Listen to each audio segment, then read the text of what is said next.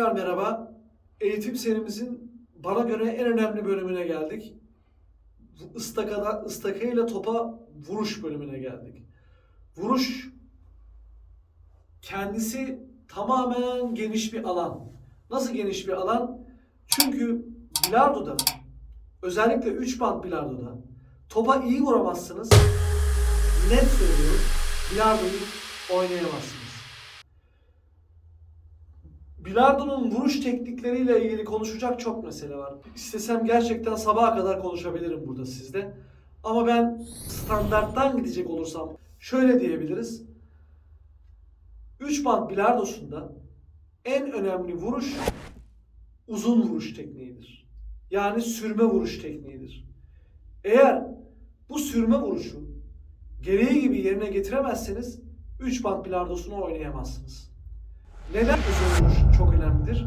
Uzun vuruştaki anlatılması gereken en önemli mesele kendi topumuzda 2 numaraya hangi kalınlıkla vurursak vuralım istediğimiz noktaya inmemizi sağlayan vuruş tekniğidir.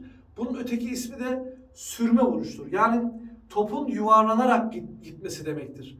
Nedir yuvarlanarak gitmesi? Fazla efor sarf etmeden masayı çok hızlı dolaşması demektir. Bunu dünyada bana göre en iyi yapan net tartışmasız Semih Saygıner'dir. Yani bu sürme vuruşu, dikkat edin bak maçlarına bakın.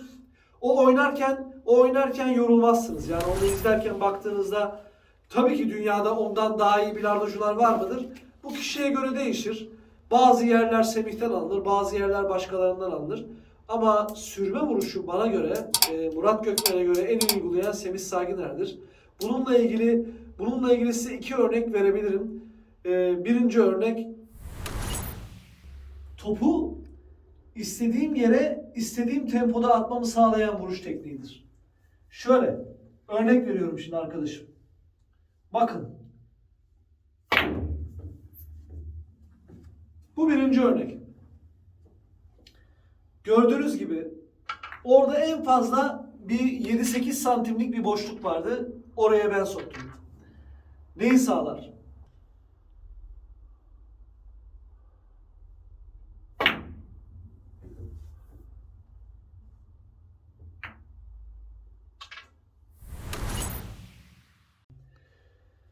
Örneklerde de gördüğünüz gibi birincisinde en fazla 10 santimlik bir boşluk vardı.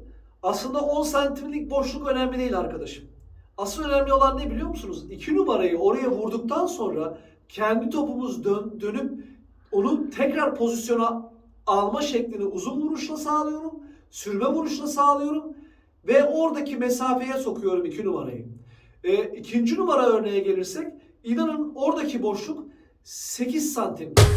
8 santimlik topu hem oraya sokacaksın, 2 numarayı istediğin yere yollayacaksın, kendin 1 numaraya, 3 numaraya özür dilerim, 3 numaraya istediğin tempoda ineceksin. İşte eğer doğru vuruş tekniğiyle bunu vurmazsanız bunu sağlayamazsınız. Bilardo oynayamazsınız. Bazı matematikçilere göre bilardo dünyanın en üç zor sporundan bir tanesi. Belki diyebilirsin izlerken, hadi ya neresi zor? Size bir şey söyleyeyim mi? Öteki spor dallarını saymak istemiyorum. Bu sefer belki arada tartışma olabilir, şu olabilir, bu olabilir. Onlara girmek istemiyorum. Ama takım sporlarında sizin hatanızı telafi edecek bir sürü takım arkadaşları var. Ama bilardoda bakın sadece dikdörtgen bir masa, 3 tane top, bir ıstaka var. Ve siz varsınız. Ve öyle bir durum ki bakın yattığımda ben topa fokuslandığımda rakibim benim elimden bunu alamıyor. Alamıyor ya da müdahale edemiyor. Ne demeye geliyorum? Ben tek başıma. Benim anlatmak istediğim ne biliyor musunuz?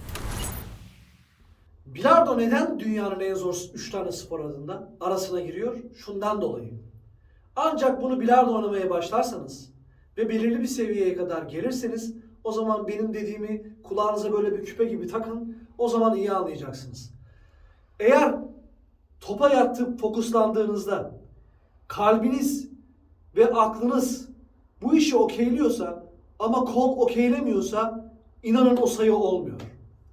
Yahut da kol okeyleyip kalp okeyleyip ama akıl okeylemiyorsa bu sayı gene olmuyor. Ya o kadar bu usta. İnanın o kadar manyak bir spor bu spor. Dünyanın en zor sporu. Seviyorum ben bu sporu çünkü bırakamıyorum. Aşk gibi bir şey. Ama vurduğunuzda 3 tane veri, beyin, kol ve kalp üçü de aynı şeyi okeylemeli. İnanın eğer oradan yani şuradan bat çalmanız gerekiyorsa çalarsınız. Ama öteki türlü eğer şurada diyorsanız ki bu top bunun arkasından geçecek, geçer arkadaşım. Geçer. Beni şu anda bilardo oynayan çok iyi anlıyor. O yüzden bilardodaki vuruşu çok kaliteli yapmanız lazım. Bilardo ile vuruşla ilgili söyleyebileceğim şeyler şunlar şu anda.